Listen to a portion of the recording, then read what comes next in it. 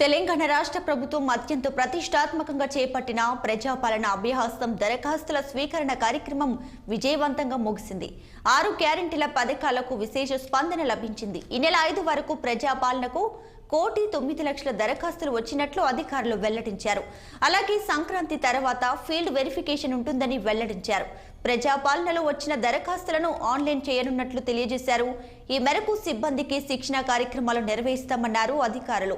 ఇక ఎన్నికలకు ముందు ఇచ్చిన హామీలను అమలు చేయడం కోసం కాంగ్రెస్ పార్టీ అధికారంలోకి వచ్చిన తర్వాత మహిళలకు ఉచిత బస్సు ప్రయాణాన్ని కల్పిస్తూ నిర్ణయం తీసుకుంది.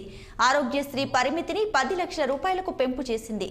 కాంగ్రెస్ ప్రభుత్వం మరో 4 హామీలను అమలు చేయాల్సి ఉండగా దీనికోసం ప్రజాపాలన కార్యక్రమం ద్వారా దరఖాస్తులను స్వీకరించింది కాంగ్రెస్ సర్కార్.